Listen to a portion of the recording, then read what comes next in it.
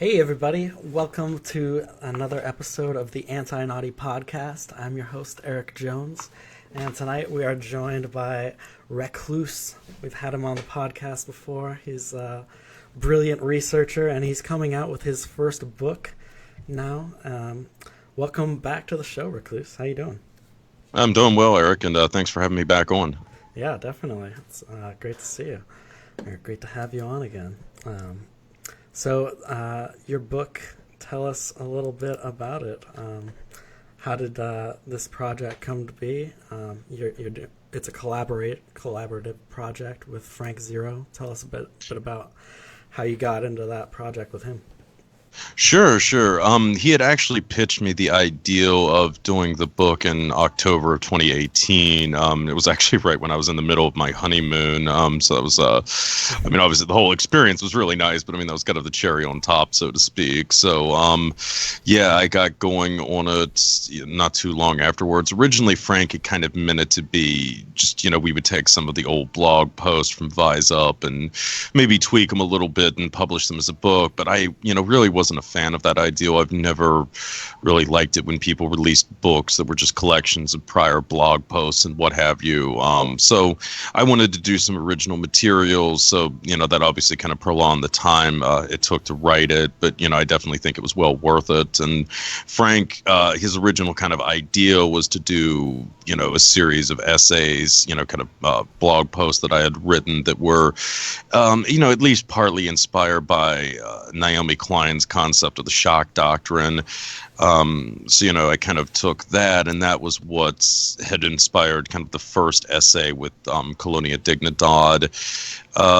Essentially, Klein had focused on Chile a lot and the shock doctrine, and that was, I think, essentially the country where she had argued that it had first been implemented, a refined version of it had really been implemented. From there I kind of started looking at Chile and how Colonia Dignidad fit into the whole security apparatus that they had going on there and what have you. And then also trying to put everything in a broader international context. I know some researchers had attempted to do that before with the Nazi underground and whatnot, but I really wanted to sort of take it out of some of the speculation to give more of a hard, concrete, structure as to where Colonia Dignidad kind of fit into the broader international network. I suppose you could call it the Fascist International, something to that effect.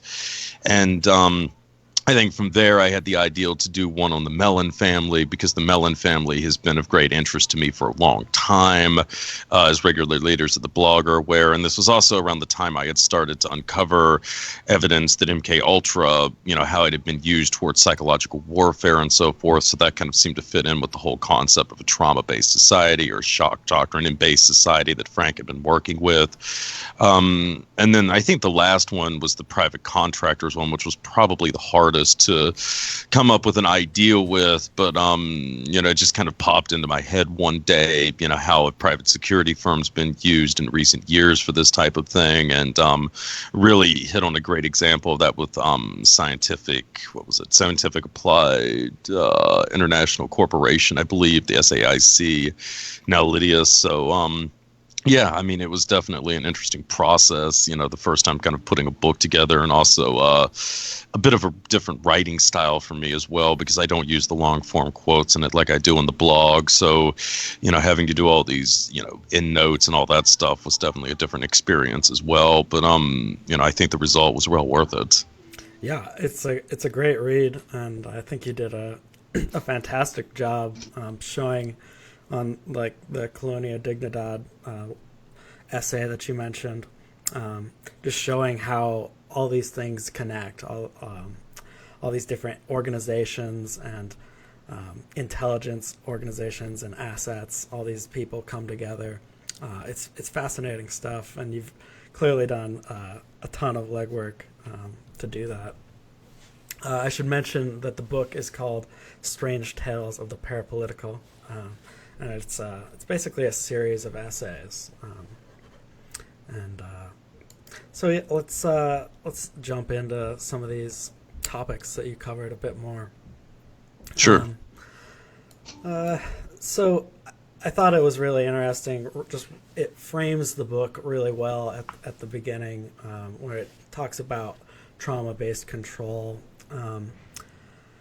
and how that's used against society to manipulate us. And I think it's a really important topic. It's something I've heard a lot, and I guess I already knew, but your book got me thinking about it on a deeper level, and just understanding, when we think about in our personal lives how trauma can really shape us, and the way that we view the world. It's this stuff. It's these traumatic events that we experience have very lasting ramifications on just who we become. And so on a societal level, it's so important to think about how these traumatic events impact us.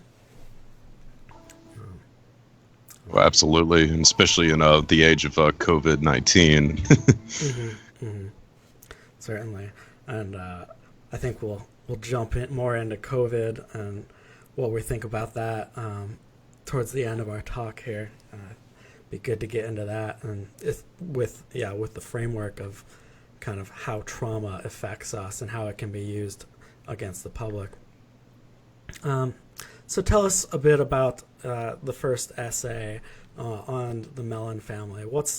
Who is the Mellon family? Why should we care about this family? Well, they're, I suppose, now one of the great American dynasties.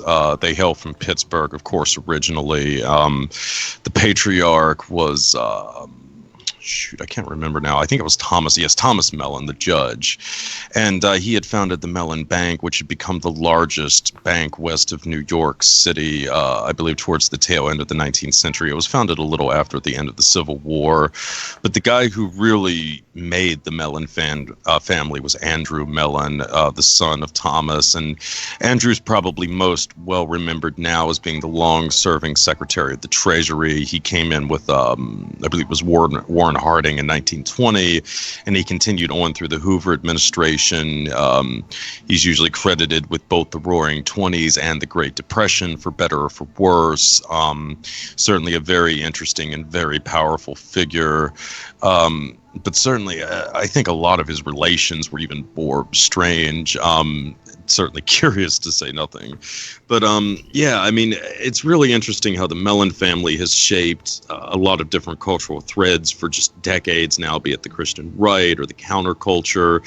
And they've done a lot of this while largely remaining in the shadows. I mean, certainly they're not nearly as storied as the Rockefellers or the Morgan family or the Rothschilds or the DuPonts or, many of the other leading families that are usually the targets of what I usually refer to as the conspiratorial right.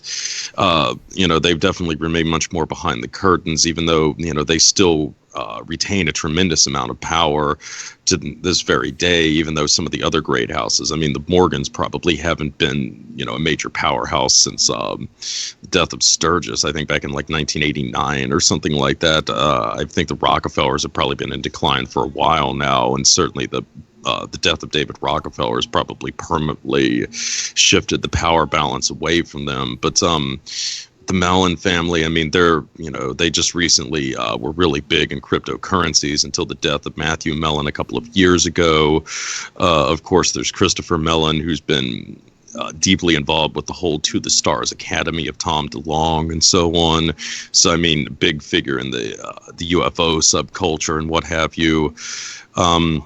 But two of the Mellons in this book that I really wanted to put a lot of attention on the one hand was William Mellon Hitchcock, so-called acid financier, who had been a major sponsor of Timothy Leary initially, and then had become essentially the money man for the Brotherhood of Eternal Love, which had become the largest LSD syndicate in the world by the late 1960s. And then on the other hand, you had his, I believe, his distant cousin Richard Mellon Scaife, who was really the guy who had launched the anti-abortion movement in the United States. He was a major backer of conservative causes for years, and he really created the boogeyman of the Clinton family as well. He was the sponsor of the Clinton Chronicles back in the 90s, and of course he had long-standing ties to the Central Intelligence Agency as well, had been used as a front and cut out by them for many years.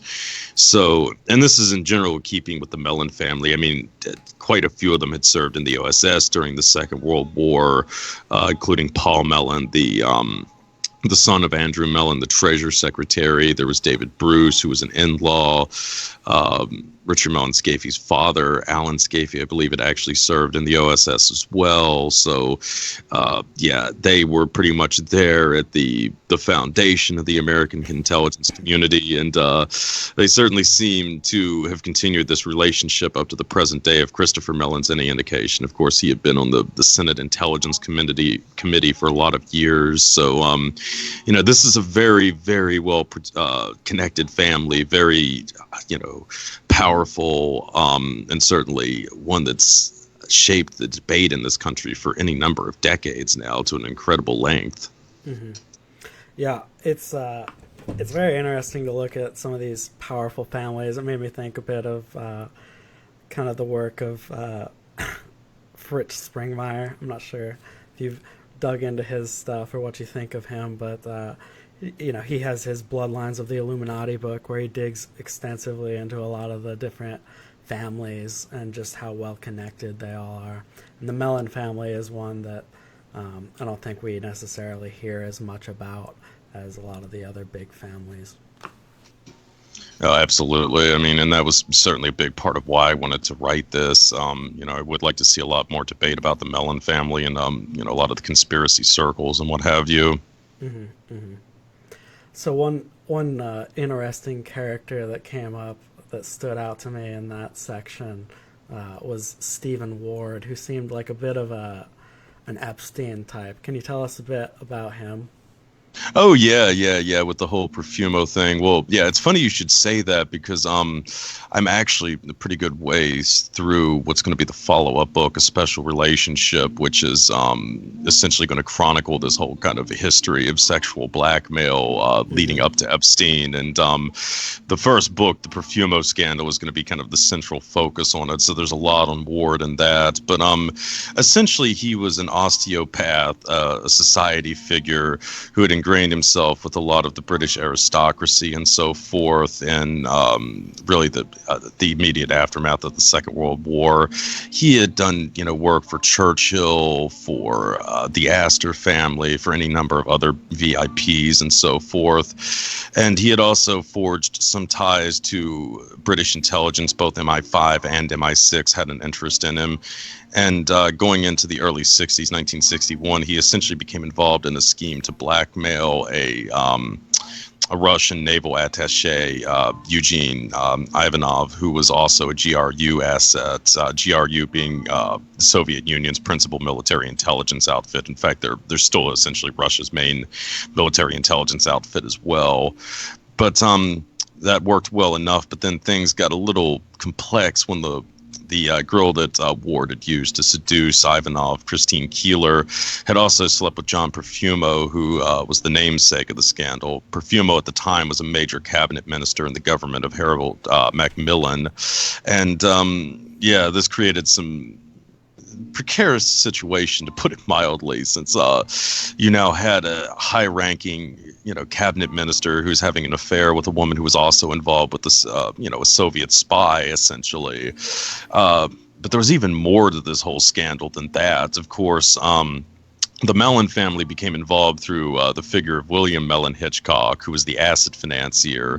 At the time, he was living in the UK, and he had a certain roommate, a private detective called Thomas Corbally.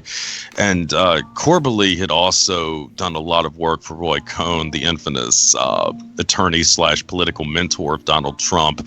And then Corbally himself would later go on to work with Trump in a direct basis, probably by the 70s or 80s, most likely the 80s.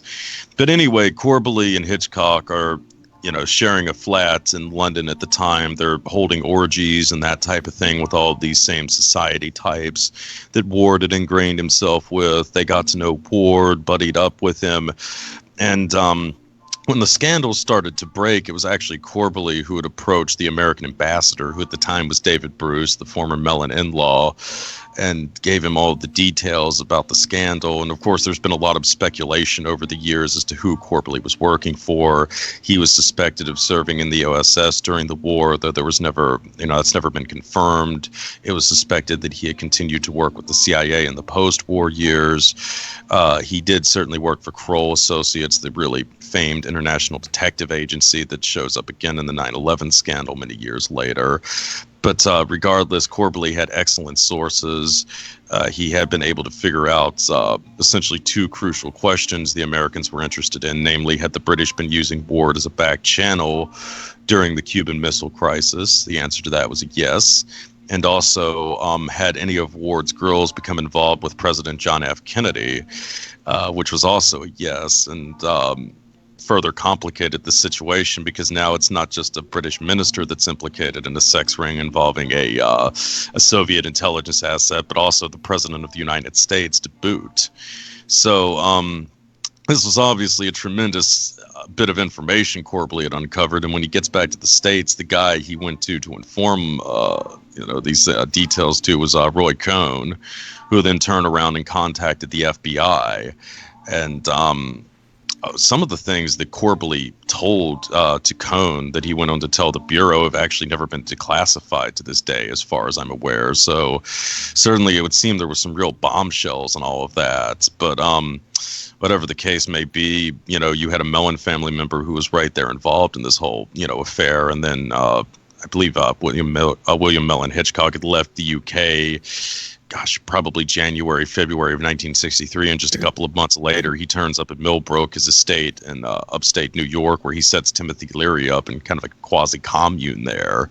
So, there's a lot of interesting shenanigans with all of this, and Corbally would seemingly continue to have been involved in sex rings for the rest of his life to boot. So Profumo is it's a really significant event, certainly one of the pivotal deep events of the 20th century on par with Watergate and the Kennedy assassination and going into the 21st century, 9/11, but it's not often seen as such. And, I'm hoping that the essay in this book will start to put a new spin on it for Americans, and certainly I hope a special relationship will do that when it comes out later in the year. Mm-hmm. Mm-hmm. Yeah, that... I look forward to seeing you kind of documenting the history of these kind of sex scandals and honeypot schemes, because it really seems like one of the key ways that our world is manipulated is through these through sexual control of the elites and blackmail. Oh, absolutely. And it's definitely been interesting looking into some of the origins of this, to put it mildly. Yeah, it's gotta be dark, just dealing with all that stuff constantly for that research for that one. Yeah. Yeah. One other interesting connection I thought, which will kind of lead us into our next topic, is one of Stephen Ward's girls was Marianne de Grimston, who was one of the co-founders of the Process Church, which is it's another ridiculous cult. It seems like it's not one I've dug into too much. Maybe you can tell us a little bit more about it. But it seems like it's essentially like satanic Scientology. It seems like, but I just thought that was an interesting connection. Like the way all these cultists are always tied, people who are creating cults are always tied into the intelligence world as well. Oh yeah. Well, I should though emphasize it's not known for certain that Mary Ann was one of Stephen Ward's girls. There were a lot of rumors floating around about that. I know Timothy Wiley, who was a Process member and certainly one of the leading apologists, had tried to downplay that, but Ward, of course, committed suicide under mysterious circumstances, not unlike some of his predecessors or successors, I should say, like Robert Maxwell and Jeffrey Epstein.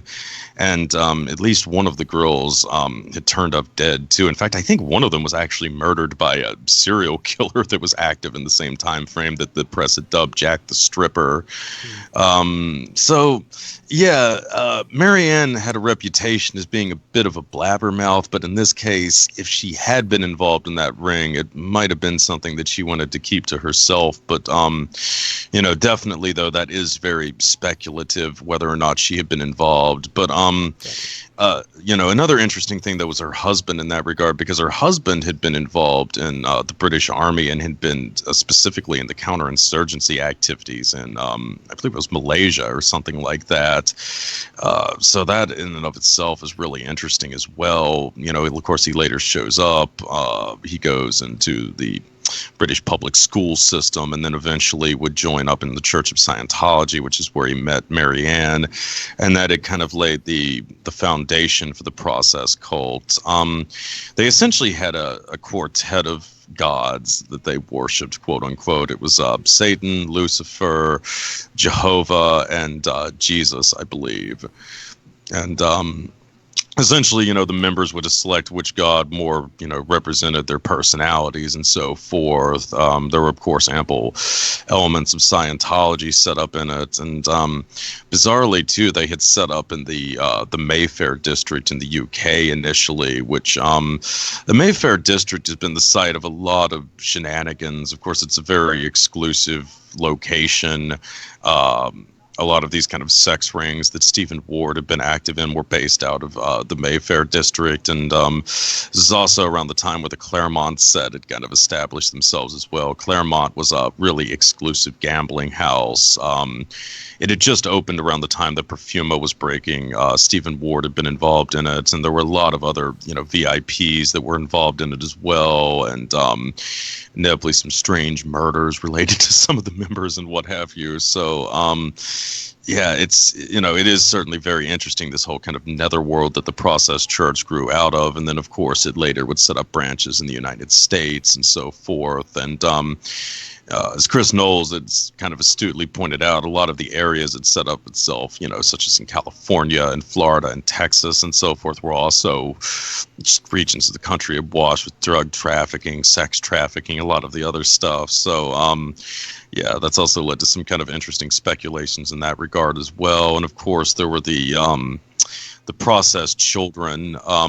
Members, when they did have kids, were often separated from them, and they had a series of orphanages for their kids. A lot of reports over the years have come out that they were subjected to horrendous abuse there, and several of them at least disappeared as well, and nobody really knows what happened to them. So, yeah, there is that kind of strange angle with the process as well. Mm-hmm. Mm-hmm. Yeah, really horrible stuff. And we see a lot of these pretty consistent patterns with these cults.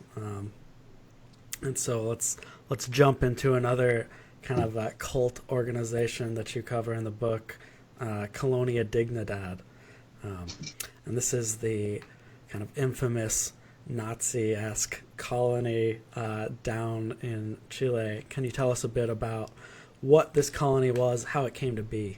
Yeah. Well, it wasn't Nazi-esque. It was, Nazi. I mean, the founders were honest to God Nazis, essentially, from Germany and everything. But yeah, it had been established in, I think 61, 62 thereabouts. And the head, Paul Schaefer, and a lot of the leading figures had all been involved with the Nazi Party during the war. Yeah, it was nominally a kind of, evangelical Christian cult, but certainly, I mean, they used a lot of the time-honored techniques of brainwashing, such as extended work days. I think they were required to work like 12, 14-hour days or something like that. All of the members were required to dress up in the traditional attire of Bavaria. They were separated by the sexes and required to do weekly confessionals and all of the other kind of standard methods. And of course, being all the way in Chile, they were pretty thoroughly cut off from their families in Germany and so forth as well.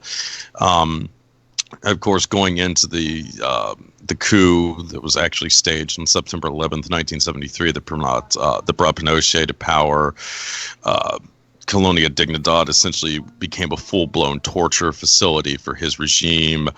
I mean, it was really horrendous. They had quite an extensive network of underground tunnels at the facility. It was in the southern part of the state, and they controlled a pretty wide swath of land. I think it was over 400 acres or something like that. They had their own, their facility where, I mean, the actual residencies and so on were set up, and farms, and I mean, it was pretty much a self-sufficient community.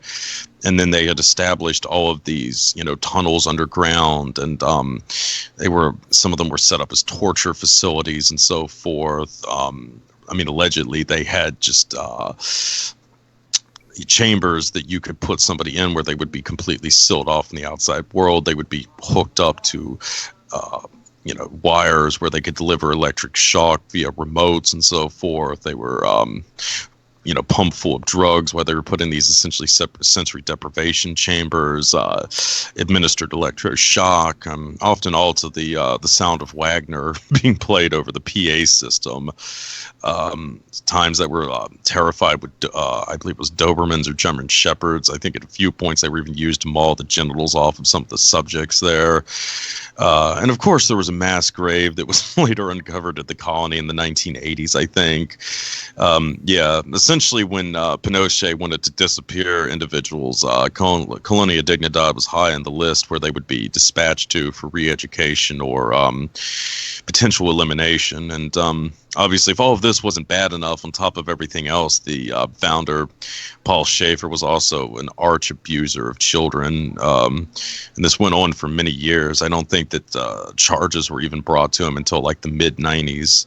He fled the colony not long after that and was still able to hide out in Argentina for almost another decade before he was finally brought to justice. But it was really just horrendous, though. I mean, they had children that were flown in from Germany that were brought to him. There were a lot of rumors for years that children had been abducted from the locals that were abused by Schaefer. It was just dozens of kids over the years. So you had kind of this, this kind of just utter perversion going on at the backdrop of all of these other nefarious activities with the secret services of Chile and so forth. Mm-hmm, mm-hmm. Yeah, and didn't they have, they basically pushed the cult members, the members of this colony, to not have children, so the kids that were being brought in to be abused, it wasn't even from the colony. They had to bring in all these kids because part of like the manipulation and abuse of the people in the colony was keeping them from having offspring. Yes, and imposed celibacy and so forth. I mean, that was another reason why the sexes were so vigorously separated, was so that they really couldn't have any kind of romantic interactions at all. So, definitely a lot of methods that were being used to drive the cult members slowly insane. Mm-hmm.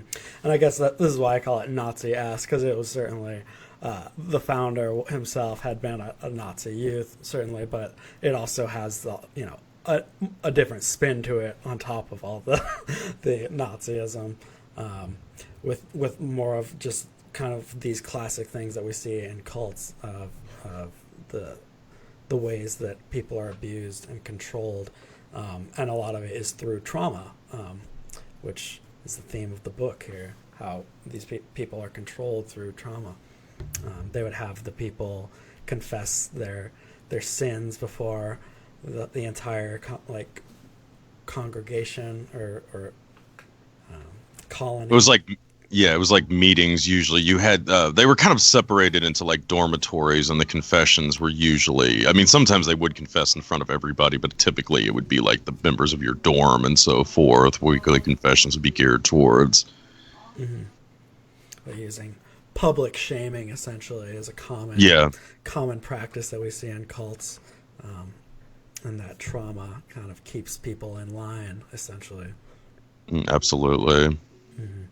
So tell us a bit more about Pinochet and his revolution, and how does that connect to Colonia Dignidad? How did the colony become involved with this man, this dictator? Where exactly? That is a good question. I'm not entirely sure how exactly the relationship began in earnest, but it may well have had to do with the American Michael Vernon Townley, who is allegedly not a U.S. intelligence officer, but there's been a lot of dispute about that over the years. But Townley would essentially go on to become a member of the DINA, which was the really dreaded secret service that Pinochet had established after the revolution. And Townley essentially became the liaisons between the colony and Pinochet. Um, but yes, I'm not. That has been a bit murky as to just Hmm. how exactly, though, they came to the realization that we should set up. I mean, of course, the colony already had a lot of this, kind of torture apparatuses set up there for the members themselves. I mean, I suppose in a sense it would have been a logical choice, but yeah, it's quite likely though that some of the contacts that Townley almost surely had in the U.S. intelligence community had probably also been pushing the Generalissimo in that direction as well. And of course the broader international network that the colony was kind of plugged into as well with Le Cercle and so forth. Um, So let's jump next into a little more detail on the shock doctrine. You mentioned this that this is kind of one of the key themes that you wanted to look at more throughout your series of essays here. So, who was Naomi Klein? What is the shock doctrine? Well, Klein is a Canadian journalist, and she had come up with the concept of the shock doctrine after her study both of MK Ultra and specifically the experiments that were conducted by Ewan Cameron, and also the application of Chicago-style economics in countries that, in many cases, had often just gone through disasters. And that was something that she had kind of begun to recognize as being crucial in order to reorient these societies, which is frequently what the Chicago School sought to do. There needed to be some kind of national tragedy or something like that that would just completely shell shock the populace at large, so a lot of radical legislation and so forth could be pushed through. And to her mind, this essentially mirrored the techniques that Ewan Cameron was trying to develop in MK Ultra, where a combination of electroshock and hallucinogenic drugs and so forth would be used to theoretically create a blank slate in his subjects, and then they could be reimplanted with new personalities, that type of thing. And that essentially had led to her notion of the shock doctrine. So she started to, focus on these initial shocks and then the reorientation that would go on, and then also the kind of progressive use of trauma that would be continuously administered after the initial major shock. In the case of Chile, of course, you had the initial kind of, insanity of the coup itself, and then, later on, really continuing throughout Pinochet's regime, you would periodically have individuals abducted. They would be shipped off to a place like the colony. And then in some cases afterwards, their mangled bodies would be left for the populace to find at large. So you kind of managed to keep a gradual sense of uncertainty and dread in the populace in this fashion, which was disorienting. And I mean, it kept people focused simply on their day-to-day survival and not necessarily their well-being. And this, I think, was all kind of a crucial aspect of the shock doctrine that she had developed through, of course, her book that was called The Shock Doctrine, and then later, research that she's done, publications, and so forth. Mm-hmm, mm-hmm. So now jumping back into some of the applications of the shock doctrine, tell us what was the Office of Public Safety, which is such an Orwellian name for what it seems to actually be. Office of Public. Was that in Chile or in the United States? That was the the police program. It sounded like where essentially different police organizations from Latin nations were being taught by intelligence operatives. Yes. Yeah, no, that had been essentially set up as a training program by the United States. Like you're saying, in theory, it would basically just be training from different law enforcement from the United States, though, again, there's been a lot of evidence that the CIA was also involved in this, and I think this is also where, what was his name, Dan Matroni or something like that, had been involved with. Yeah, I believe he was later tortured. He had been an American police officer with intelligence ties. I believe he was later tortured to death by rebels in like Uganda or something like that. And bizarrely, he had known Jim Jones when he had started out as a soap opera preacher back in the day. But yes, no, that was another, kind of outreach program that we used to condition the security forces in Latin America, not unlike the School of Americas, for instance, or whatever they're calling it nowadays. Yeah, and it was essentially teaching the use of abuse and torture against the public to control them. Yes, absolutely. And I think, too, there have been some indications that they might have incorporated some of the torture methods that had been devised under Artichoke and MK Ultra as well into the Office of Public Safety. So, I mean, that was kind of another transmission point for those kinds of techniques to Latin America. Mm-hmm.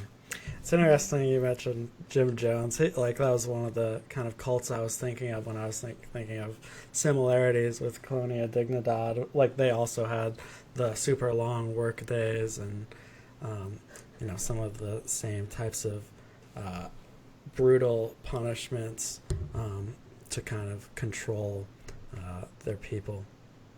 Oh, yeah. Well, I mean, you could draw another parallel to the Unification Church of Sun, Mayan, Moon as well, who are, commonly referred to as the Moonies. But it's another thing. I mean, long work days, sleep deprivation. Also, they were encouraged to eat as little food as they possibly could. And yes, confessionals. I mean, I suppose, that would be another thing that you could point to with Opus Dei, which would be another one as well. So, yeah, I mean, it's, pretty common modus operandi for a lot of these kind of groups. Mm-hmm, mm-hmm. So how directly so we had the Nazi rat lines, which were the escape routes, essentially helping high-level Nazis to escape from Germany to South America. How directly is the colony tied into these rat lines, and what was going on with all of that? Is there a direct connection there? Well, it's hard to say. I mean, the colony was set up in the early 60s after really the heyday of the rat lines had passed. Of course, most of the major Nazis had already fled by that point in time, but it does seem like that they were still continuing with the underground movement of some of the more notorious Nazis. Of course, Joseph Mengele was famously, or maybe infamously, a guest of the colony at one point. Certainly, given how excluded it was, in this mass acreage in the middle of nowhere in Chile, I mean, it would have probably been an appealing destination for some of the more senior members and so forth. But yeah, I don't know though if it was necessarily directly involved in the rat lines. But certainly, it does seem like that it was a hub for a lot of the more senior Nazis and the the kind of heyday of the Cold War. Mm-hmm, mm-hmm. And it does seem that this colony was very well connected with different intelligence networks, and I think you said in the book that the colony even helped the Chilean secret police establish contact with German intelligence. Yes. Well, I mean, it was also a major hub for what was known as Operation Condor as well, and that was essentially a collaborative effort by the various intelligence services from the Southern Cone. I mean, the two major sponsors were Chile and Argentina, but Paraguay and Brazil and some of the other nations also had advisors that were involved in it also. And essentially, Condor was basically a program where they could hunt down rebels in their, in territories outside of their own, essentially. Because, I mean, that was a common tactic used by a lot of the communist groups in the Southern Cone at this point in time. If they were, trying to overthrow the government in Argentina, they would cross the border and flee into Chile. And that way the Argentinian authorities wouldn't be able to get them. But under the ground rules of Condor now, they could either pursue them in there or they could contact Chile's intelligence service, and they would apprehend them and torture them for the Argentinians. And it was a mutual arrangement pretty much with all of the secret services in that area. And later it also expanded outside of Latin America altogether, and they did attempt several assassinations in Europe and then famously in the United States as well, which is what eventually kind of got them into hot water in the late 70s. Mm-hmm, mm-hmm. Yeah, it's fascinating stuff, and this portion of the book you continue to go into other connections like Gladio, looking at if that was potentially the colony was connected to that operation. You look at the lace circle, and different. Just really go into some great depth into the different connections of the colony. It's quite fascinating. So tell us a bit more about your final essay. What was the last essay that you wrote for the book focused on? Well, it was essentially a secret history of private contractors, private military companies, private intelligence companies, and that type of thing. Of course, this kind of thing has been in the United States, especially pretty much, from the beginning of intelligence collections here. Of course, the Pinkerton National Detective Agency were famously the initial spies, really, for the Union during the Civil War. And this kind of relationship would continue for years afterwards. Of course, in the United States, there was always a lot of hesitancy to have any kind of federal police force or anything of that nature. So for years, a lot of these massive private detective agencies, nationwide agencies, filled the void. And eventually, this had led to a tremendous amount of abuse, and this eventually led to the creation of the FBI in the late teens, early 20s. And for a brief period of time, most of the intelligence then had been done principally by the government. Of course, it had built up a phenomenal degree of assets during the First World War. But even then, it still relied on a lot of, kind of super patriot organizations like the American Protective League and so forth. But it was really going into the Cold War, we started to get back into more of the private stuff. But initially, a lot of this was plausible deniability, and, it was more kind of small Mission Impossible type detective agencies like Robert Maho and Associates. And in terms of like the mercenaries and so forth, again, it was a really informal network that was often organized around Soldier of Fortune magazine and so forth. But getting into the 90s, it really changed dramatically in this country with the corporate structure that was applied to, these different entities, but especially the private military industry. Of course, the British had already been kind of going in this direction for years, but now you had these clandestine companies that were essentially capable of, carrying out U.S. foreign policy by themselves with no aside from a tenuous, connection to the actual intelligence community or the actual military,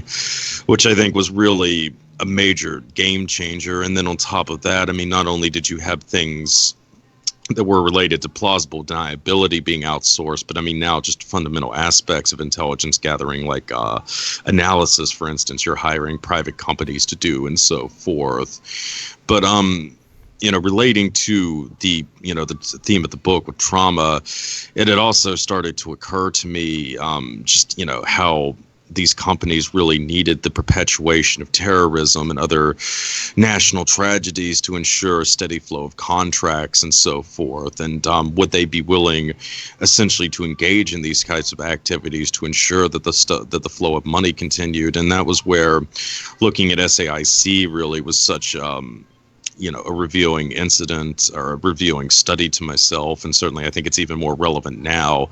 Of course, SAIC had been a leading provider of scientific applications for the intelligence community for many years, but they had increasingly gotten into actual intelligence work going into the I believe it was the 70s, 80s, and then by the 90s they were involved in a host of just incredible things. They were actually the company that the remote viewing program, for instance, had been outsourced to in the 90s when it was being wrapped up at the DIA.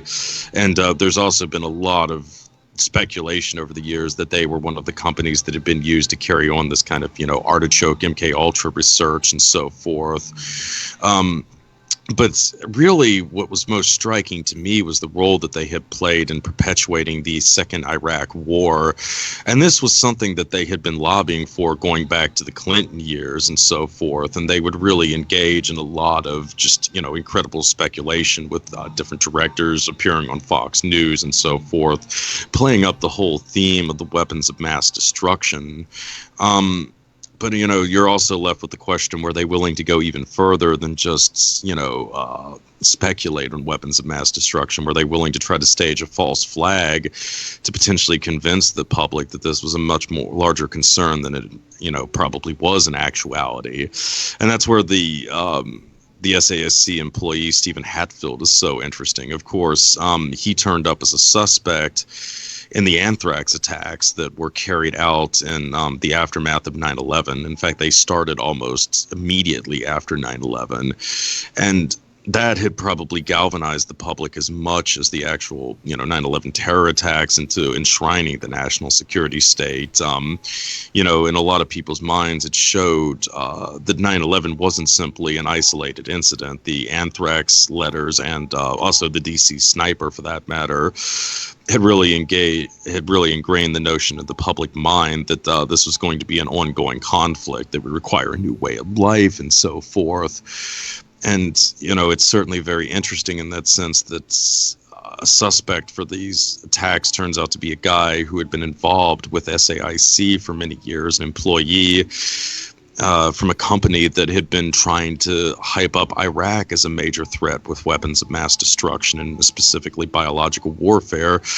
And Hatfield, shortly before he had been named as a suspect in the anthrax attacks, had actually been designing mobile chemical biological warfare labs for the Delta Force and later the Green Berets to practice on if they were going to be deployed to defuse one of these setups. So SAIC had already been kind of laying this whole this whole series of events indicating that CBW programs were a major threat to U.S. security. Even before 9/11 had unfolded, 9/11 unfolds, and then suddenly there's an anthrax attack that is ultimately linked to an employee of SAIC, and then later the company would continue to play up the threat that Saddam's chemical and biological warfare program held to the United States.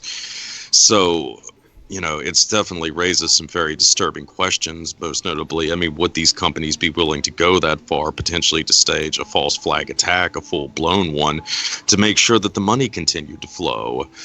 And, certainly there's been a lot of speculation of that over the years. You can kind of go back and look at the Boston Marathon bombings, for instance, where there's been a lot of arguments that possibly private contractors have been used in some capacity for that attack. And,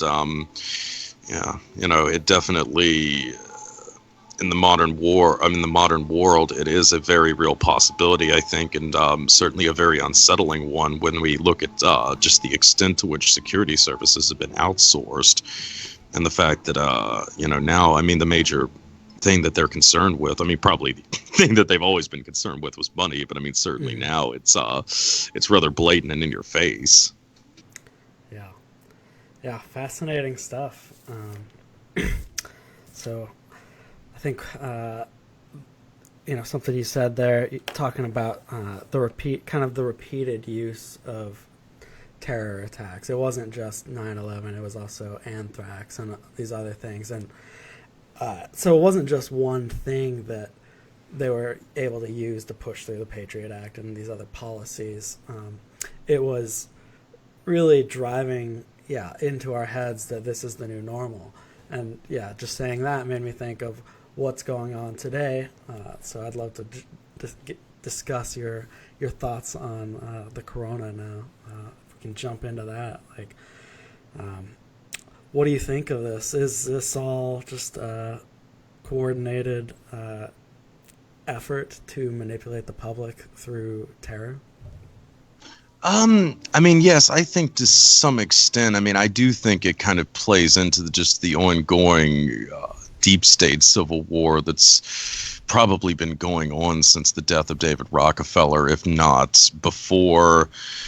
I'm kind of on record as saying, and I'll restate it before, but I firmly think the major reason Trump was put into power was Well, essentially, there were two reasons. I mean, first, I think, was to reorient foreign policy, United States foreign policy, away from containment of Russia and towards containment of China, on the one hand, and then on the other hand, essentially to tear up the Bretton Woods agreement that has really defined the global economic order since the end of the Second World War. Of course, at the end of the Second World War, the United States, I can't remember the exact number, but it was something like 65% of the world's wealth had entered the United States by the end of the Second World War, which is completely understandable. I mean, all of the other major industrial economies in the world at that point in time had been utterly decimated by the U.S., or I mean, Freudian slip there, had been decimated by the war. The U.S. was pretty much the only thing that was left standing where, I mean, you had a major industrial base that was still functioning. So the money had fled here. It was the safest harbor. And now we needed a way to start redistributing back to the rest of the world so that we could avoid another world war scenario while also containing communism.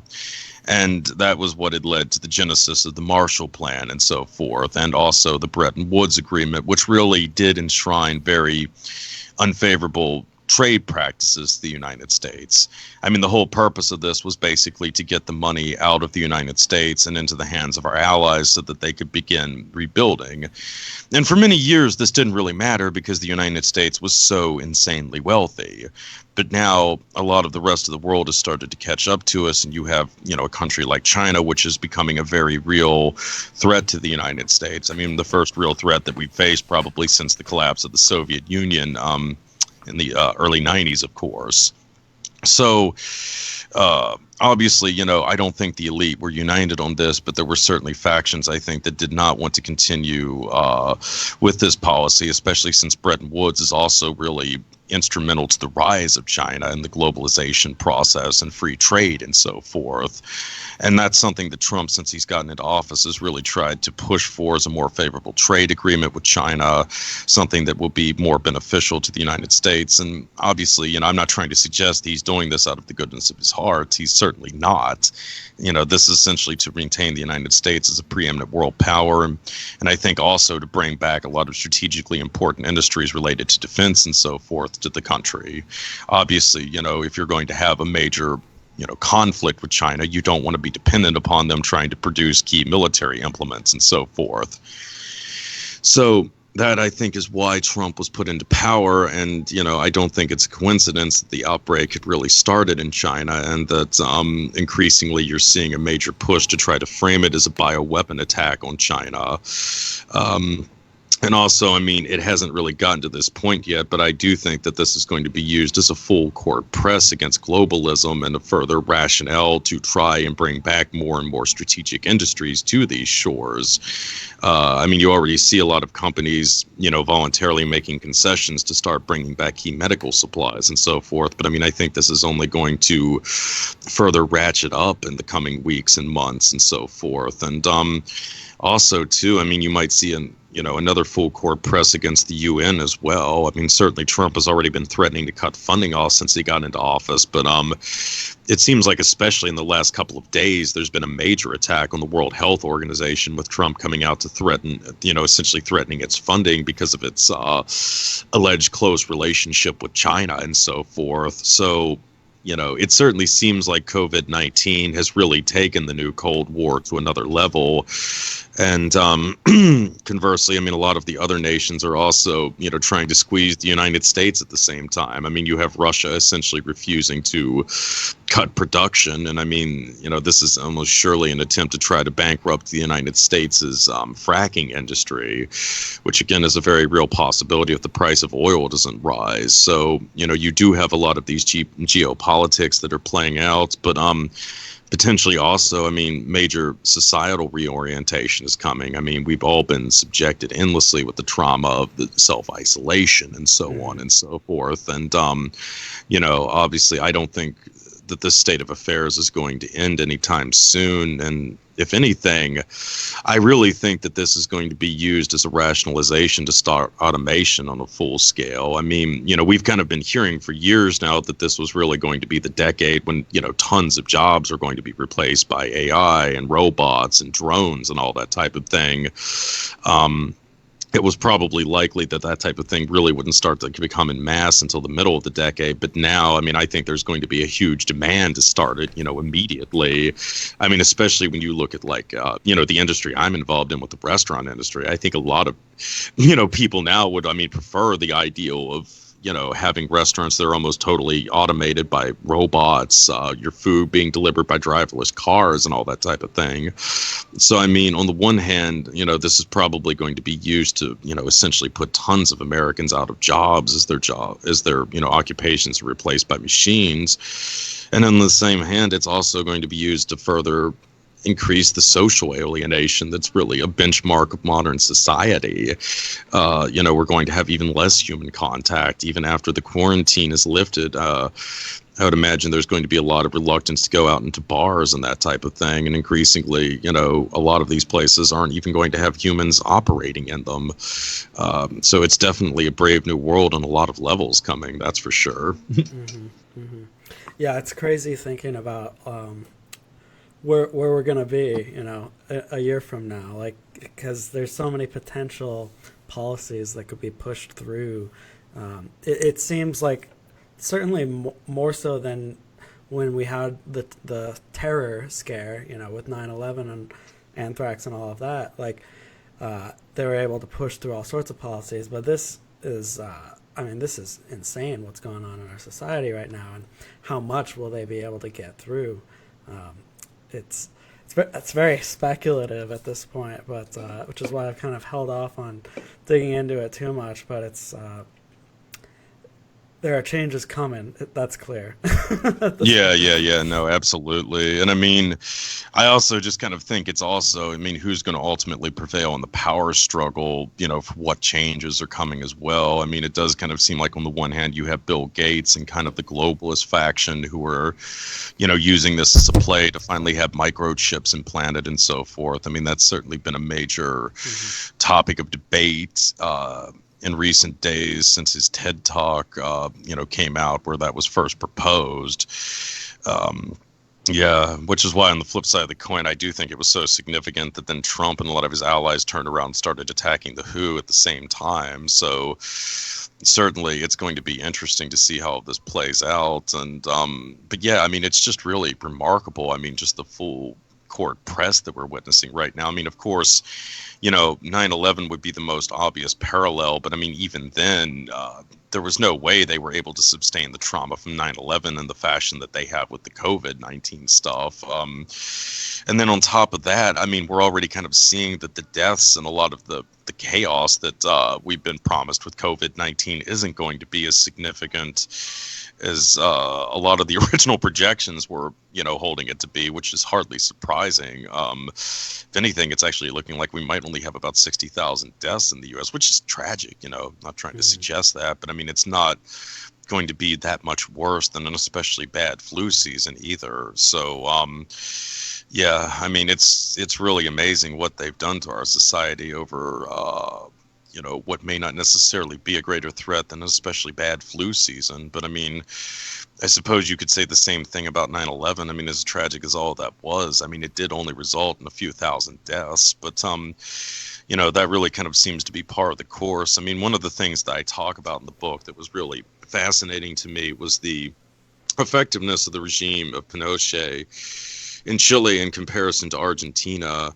I mean, as brutal as Chile was, there was only about 3,000 or so deaths associated with the regime, and Pinochet was in power for, I believe at least 20 years or so. The junta in Argentina only lasted for less than a decade, I think maybe 6 or 7 years or something to that effect. But in that span, they were probably responsible for 30, 40, maybe even 50,000 deaths. And, some years, I mean, you had, I mean, almost 10,000 people killed a year. And yet their control over the country was never as thorough as what existed in Chile under Pinochet. But, again, I think a lot of that had to do with just the scientific, quote unquote, application of trauma that Chile had. It's more like using a scalpel as opposed to a hammer or a mallet, which is what they were trying to use in Argentina. But I think that regime really showed that, you didn't have to kill people at mass scale. I mean, it wasn't even really desirable because, I mean, when there was that kind of incredible death and so forth. I mean, it's instead of traumatizing societies, it galvanized them. It made people want to lash out against the authoritarian government. Whereas with Chile, you had just enough death to create uncertainty in the populace, but not enough to where you had a serious threat of rebellion. And to some extent, I kind of think that that was a similar script that was used with 9/11. I mean, we wanted just enough that it would galvanize, that it would get the populace numb enough to accept a lot of these, this new legislation with the Patriot Act was coming, but not enough to the point to where it would really shake trust in the government as a whole. And it kind of seems like that's similar to what we're trying to do now. I mean, obviously, there's been enough death to, terrify the public, but not enough that it's really going to threaten the Trump regime, despite what I think a lot of Democrats are maybe hoping. And even if it does, I don't think Joe Biden and his rapidly encroaching dementia is going to help much at the election time either. Yeah, it's pretty funny. The guy is Yeah. just so ridiculously senile. The clips, And like, just yeah, they're ridiculous. yeah, and if you guys out there are thinking that Andrew Cuomo is going to save you, just keep in mind his name appears in Epstein's Black Book. So, yeah, I would imagine that if he does end up getting the Democratic nomination somehow, there'll be a really, really disturbing October surprise coming out this upcoming year. With Biden, I don't think they really even need the October surprise. They just need him to do a debate with Trump. I mean, I think it's looked like Trump was gonna win for years. I mean, it's just it seems that he's the one set up to be in power right now, and Yeah, it's yeah. meant to stay that way. Um, Yeah, well, I mean, you can see that with the fact that, yes, I mean, the leading front runners they've come out with the Democrats are, Biden, possibly bringing Hillary back, now Cuomo, another guy in Epstein's Black Book, or Buttigieg, or, I mean, even Bernie, personally, I don't think is anywhere near the outsider that a lot of people have been trying to play him up as being, and I think that should have been pretty evident when he just fell on his sword recently for the sake of Biden's campaign. mhm. So, yeah. You know, let's talk briefly before we wrap up about just kind of the actual structure, the power structure of the world.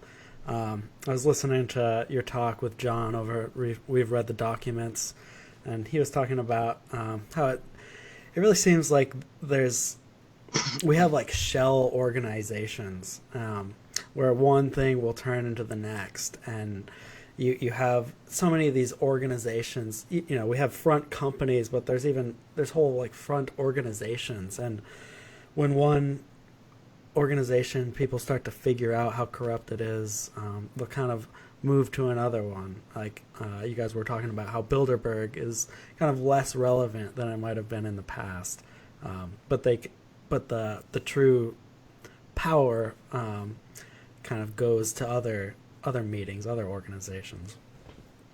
Yeah. Um, have you seen that image of like the pyramid and some? I've seen a few different versions of it, but they'll just like lay out like, oh, then it's the Freemasons, and then it's the Trilateral Commission, and then it's this, and it's such a kind of laughable portrayal of how this structure looks. How do you think the structure actually looks? Because I think it's a lot more complicated. Yeah. I mean, I think probably the best analogy would be the National Crime Syndicate, which in theory had governed organized crime throughout most of the Cold War era here. But yeah, I mean, you essentially have the major mafia families, the 5 families of New York, the Chicago outfit, and so forth. They all have a representative in the committee. They sit down, they talk about their differences, what they need to do. Obviously, they have a lot of common goals and what have you. So that generally makes ensures that there is collaboration in most cases, but ultimately, I mean, these guys are a bunch of ruthless crooks, So that also means that no matter how much finessing goes on, there are disputes at some times or other, and sometimes these disputes can get really, really ugly. Probably one of the worst in recent memory was the Philadelphia mob war, which had kind of unfolded in the 1980s. It left quite a few mafioso dead, and more to the point, it had also really galvanized the public against organized crime. And, this was one of the things that really had led to the decline of the syndicate's, power going into the 21st century. A lot of the old school dons had come to the realization that, there were certain things, certain lines that you didn't want to cross. I mean, when it came to things like gambling and what have you, I mean, that was an acceptable racket. Most of the public at large generally has a favorable attitude towards gambling, even if they're not inclined to go full scale for legalization. I mean, who doesn't like to bet on a sports game or something like that occasionally, or a game of chance or something like that? So, these were the kinds of crimes you could get away with. Drug trafficking, that was a little hazier, but, the money's there. Maybe you should try it here and there. But, you got to keep things in a certain propriety, or otherwise the public at large is going to start, getting opposed to you. And that was what really happened in Philadelphia when the mob war started out. One of the more famous casualties was the head of the Philadelphia crime family, Nicky Scarfo, who was immortalized in the Bruce Springsteen song Atlantic City, which opened up with the lines, they blew up the Chicken Man in Philly last night, and they blew up his house, too. Scarfo was the Chicken Man, and he was, in fact, killed by a bomb in front of his suburban home in, I think it was 82 or 83 or something like that. And so, yeah, I mean, that's the kind of thing where, you blow up a mafia don in a suburb in broad daylight. People kind of get pissed off about that kind of thing. It brought a lot of unwarranted attention to the Philadelphia crime family, and it finally forced the federal government's hand into really crack down on them. And that was what happened to a lot of the other revered families throughout the 70s and 80s. They just got too greedy. They started becoming too confrontational with one another. And eventually the public at large, wanted something done. Of course, the government, the CIA, the FBI, they had done everything in their power for years to cover up for organized crime, because they really, they collaborated with them in a lot of circumstances, but they also preferred the structure that they provided as opposed to disorganized crime. But, eventually it just became too much. They had to do something against them.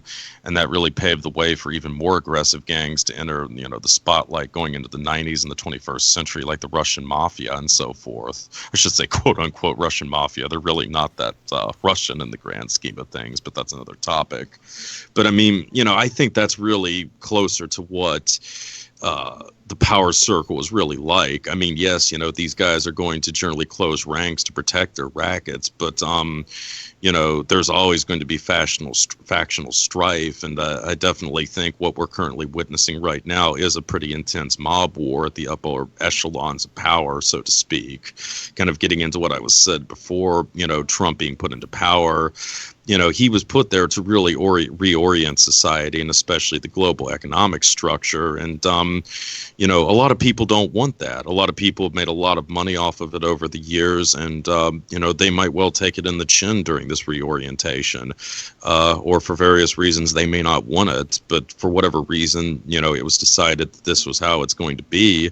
And, yeah, people who are not going to get in line are probably going to end up like Harvey Weinstein or some of these other Democratic Party figures that have recently been laid low by Me Too and so forth. And certainly when you start looking at the ties that Trump had to Roy Cohn and Michael Milken, and the ties that these guys in turns had to Jeffrey Epstein, you can probably imagine that Trump is sitting on a treasure trove of blackmail material that could well bring down the entire government if he's pushed into a certain corner. So, yeah, I definitely think that you finally have a president in place that really has the capabilities to push through some pretty radical changes. And, I think that's really the unprecedented thing about this. I mean, you kind of go back to 9/11, sure, you know, you had the trauma and the chaos, but I mean, I've always kind of felt that Bush the Lesser was basically a playboy.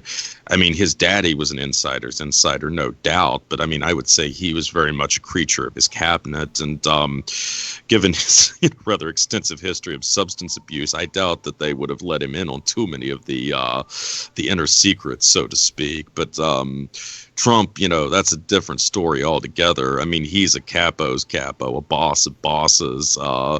So, you know, this is not a guy that you can trifle with. And I think that's another reason why there's so much opposition in certain circles to the guy, because he's not, you know, somebody that necessarily has to play ball. I mean, he has the capabilities to really run roughshod over anybody that is not in line with the agenda that's being put forward. Well, I think that was such a brilliant way to lay out kind of how the structure actually looks with the mob comparison, because you really do have, like, it's not all just like one group of guys that sits in a boardroom and is like, yep, let's do that. It's way more complicated, but at times they do have common interests and things that they're like, you know, different groups might want to come together on and, you know, keep certain ideas in line, but on other things they hate each other on, you know, on other things they have massive power struggles. So I think that's a really great way to kind of explain a bit how that bit closer to how that actually all looks at the higher levels. So it's been great talking to you, Recluse. Can you tell us a bit, when is your book coming out and where can people get it? It's already out, actually. If you head over to my website, which is visupview.blogspot.com, and Visup is VISUP, view, VIEW. That's all one word, no hyphens or anything like that, .blogspot.com. You can head over there. You'll find a post about the book, and there'll be some links there to procure a digital copy. You know, and that's, you know, maybe not the worst ideal currently, as Amazon is taking forever to deliver and so forth. And rather selfishly, we also get a bigger cut of the proceeds from that too. So if you're looking to support your struggling artists and what have you, you got that kind of factoring in too. But if you do want a physical copy, and certainly that's what I would get, especially since the artwork is pretty awesome on this thing, you can head over to Amazon. It's available there under Strange Tales of the Parapolitical. And also too, if I might go ahead and plug my podcast, which I've got up and running, you can find us at the Farm podcast.com. That's all one word, no hyphens, just thefarmpodcast.com. So yeah, give us check us out in the podcast. We cover a lot of crazy topics. We've got people like John Bryson, Chris Knowles, Jason Horsley on, and kind of looking to expand our roster of guests all the time. And certainly, you know, if you've enjoyed this chat, definitely go out and grab a copy of the book in whatever medium you prefer. Yeah, it's a fantastic read. I'd highly encourage you to check it out. I will post all those links below the video here. And, no, thank you. Yeah, so it's been great having you on. Thanks a lot. I appreciate it, and thank you for giving me an early look at the book. It was really thank great. you. Thanks. Yeah. All right. Well, we'll see you next time. Hopefully we can chat again in the future. Oh, absolutely. Awesome. All right. Thanks, buddy.